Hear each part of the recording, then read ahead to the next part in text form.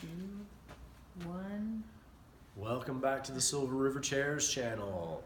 Finishing up on the end of the weaving on this Windsor chair, weaving with natural rush. We're down to the end of the figure eights here, and the idea is to keep this as parallel as possible so that you are filing these last few in. Trick, if at some point, and I did this before, you can do it at any point. You measure and figure out like that's about a ½ an inch. I know that it takes about 3 strands to make up a ½ an inch. If I wrap that material around my forearm 3 times, because most chairs are about the size of a forearm, then it'll give me enough material and I won't have to tie more knots without having so much material that it's difficult to deal with. All right, these last few that get put into place. Oh, right. And what I want to do to give myself some space is get in between here and compress those guys. That way, that gives me more space in the middle, and I can always move them back and make it more uniform at the end. This especially works well because there's such a long figure 8 pattern, and this is the pattern is still over the rail, up the middle, over the rail, up the middle. You're just dealing with 2 rails instead of 4 rails. So you're over the rail, up the middle. Looks like I'll be able to fit 1 more on the back side and hopefully 2 on the front. Now at the end here, especially with the natural rush, it can try to twist on you, and it can try to snag. And really the material at this point, because you're going through such a small hole, can be a pain. Fingers crossed that this is going to work out well. All right, so that's the last one coming up and over onto the back rail. So let's do that, and then we'll worry about getting the last one on the front rail. 1 up and over. And I want to, so the space filled up, so I want to give myself the space that this is going to go into here.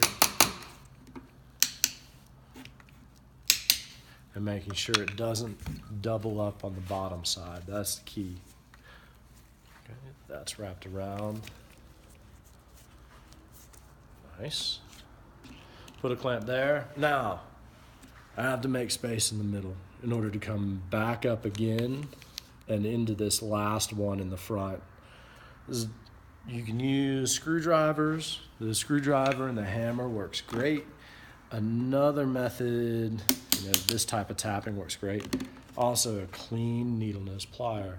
You go in the middle and kind of push down and turn, and you end up with that's not a huge hole. Works even better with fiber rush. This stuff is a little springier. It tries to spring back on you. Let's try to get this last bit through. All right.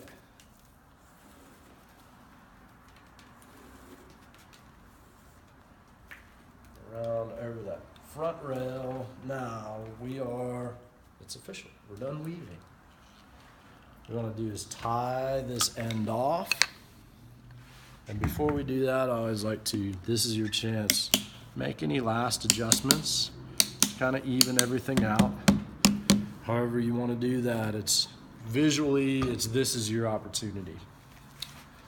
All right, turn the chair upside down. I'm going to cut off this extra. And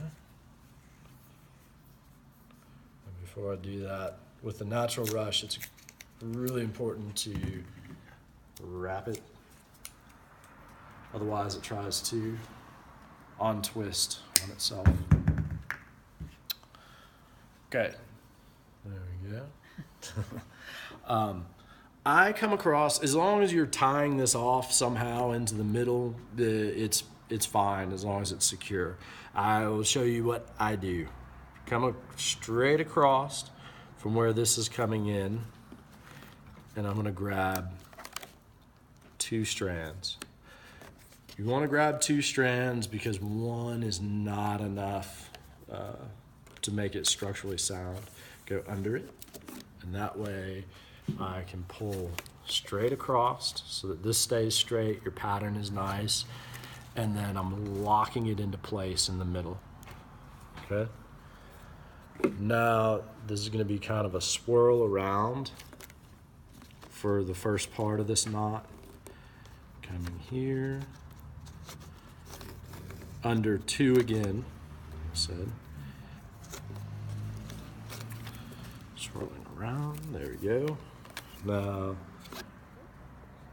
so that's almost 1 full revolution all the way around. I want to make it 1 full revolution by catching these guys once more. Okay. Now that would probably be just fine. And we always put a little bit of glue on these bottom knots just as an extra insurance policy as well. But I like the looks of completing this instead of swirling around like I did, come back the opposite direction and go through. It's similar to